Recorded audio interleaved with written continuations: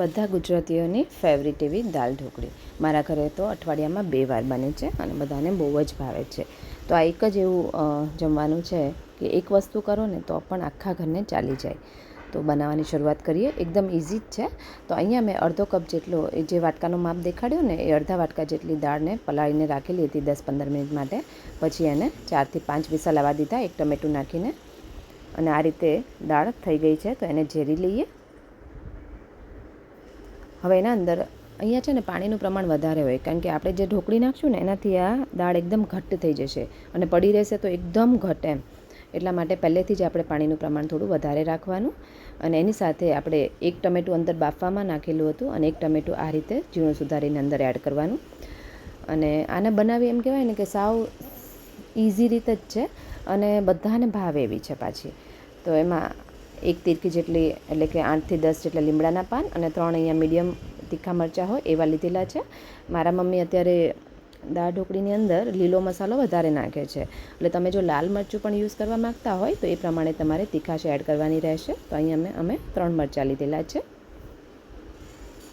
અને આ પહેલેથી મને તો એટલી બધી ભાવે છે ને, હું આ હોય ને તો બીજું કંઈ ના જોવે મારે. અને 1 ઇંચ જેટલો આદુનો ટુકડો આ રીતે છીણીને અંદર એડ કરવાનો. અહીંયા સિંગદાણા જ્યારે દાળ બફાતી હતી ને ત્યારે ઉપર એક નાની વાટકીમાં સિંગદાણા પહેલેથી બાફવા મૂકી જ દીધેલા હતા. તો મુઠ્ઠી જેટલા સિંગદાણાને એટલે કે 2 ચમચી જેટલા સિંગદાણા આપણે બાફીને નાખ્યા અંદર. સાથે ટેસ્ટ પ્રમાણે મીઠું, અડધી ચમચી હળદર, અડધી ચમચી ધાણા જીરું. લાલ મરચું આપણે વઘારમાં એડ કરીશું, એટલે આમાં એડ નથી કર્યું. તમે કરવા માગતા હોય તો થોડું કરી શકો છો. અને સાથે ટેસ્ટ પ્રમાણે મીઠું એડ કરી દઈએ. અને ઘણા લોકો આના અંદર ખાંડ પણ નાખતા હોય. આમાં ગળપણ ખટાશ ચડિયાતા હોય, પણ આપણે ખાંડની જગ્યાએ અહીંયા ગોળનો યુઝ કરીશું.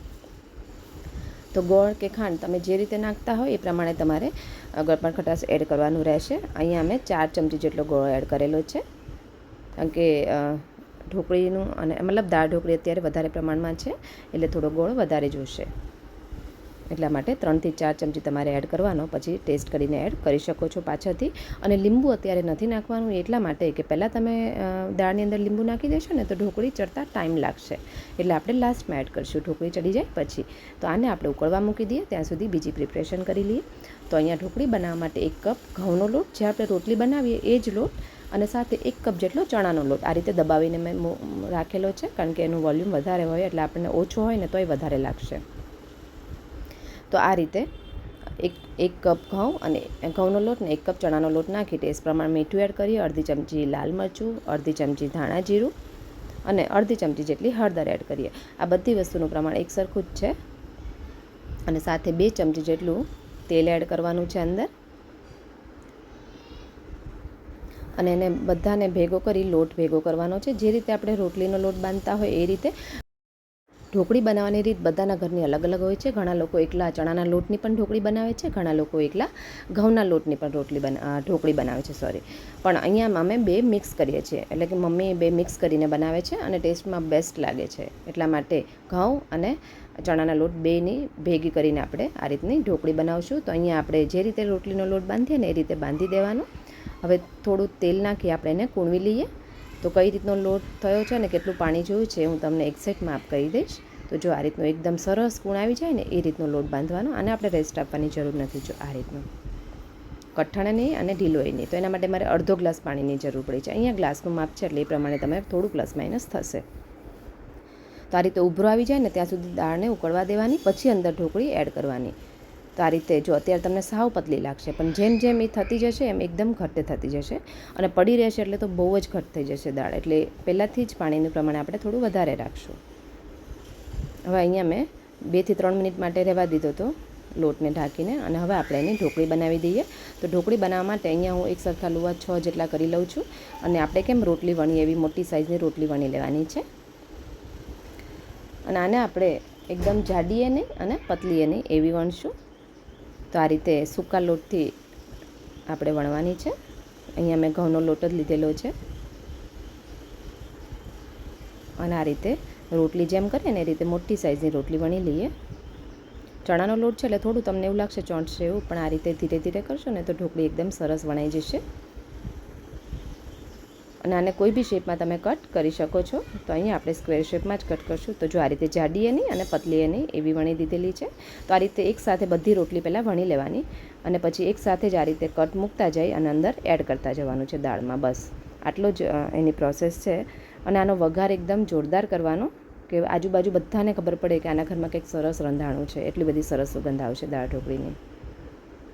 તો અહીંયા સ્ક્વેર શેપમાં આપણે કટ કર્યા છે. અહીંયા નાના મોટા જે રીતે તમે કરવા માગતા હોય એ રીતે કરી દેવાના.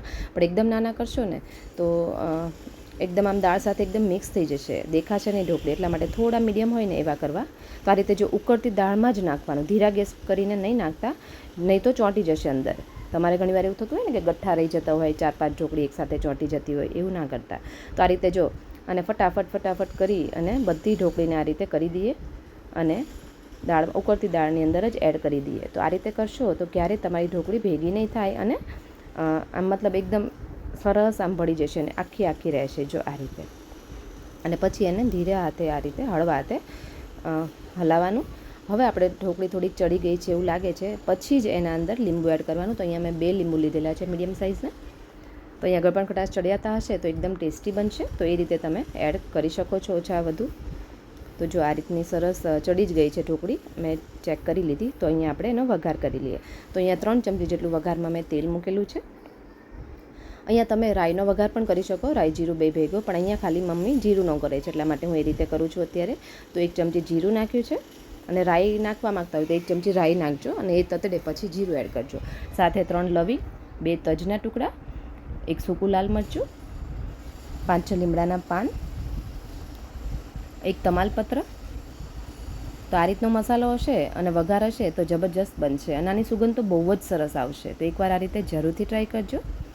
તો આ રીતે વઘાર થઈ જાય ને એકદમ પ્રોપર, પછી એના અંદર આપણે લાલ મરચું નાખશું, પણ પહેલાં નહીં એડ કરી દેવાનું, નહીં તો કાળું પડી જશે. તો આ રીતે નાખવા ટાઈમે જ અંદર અડધી ચમચી લાલ મરચું નાખી એને હલાવી અને આ રીતે વઘાર ઉપર રેડી દેવાનું. જોઈને જ ખાવાની ઈચ્છા થઈ જાય એવી સરસ મજાની દાળ ઢોકળી બનીને રેડી થઈ ગઈ છે. અને વઘાર સાથે 2 મિનિટ જ રાખજો, પછી તરત નીચે ઉતારી લેજો.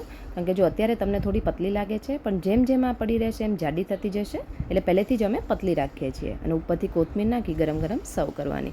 તો આ ખાવાની બહુ મજા આવશે અને એકદમ ટેસ્ટી બનશે. તો આ ગુજરાતી દાળ ઢોકળી એકવાર બનાવશો ને તો આની સાથે તમારે બીજી કોઈ વસ્તુની જરૂર નહીં પડે અને ઘરનાને બધાને ભાવશે, એટલી બધી સરસ બનશે. તો જો આજનો મારો વિડીયો અને મારી મહેનત થોડી પણ તમને ગમી હોય તો વિડીયોને લાઇક કરી દેજો, શેર કરી દેજો અને ચેનલને સબસ્ક્રાઈબ જરૂરથી કરી દેજો. તો ચલો ફરી મળીએ એક નવી રેસીપી સાથે. Thank you.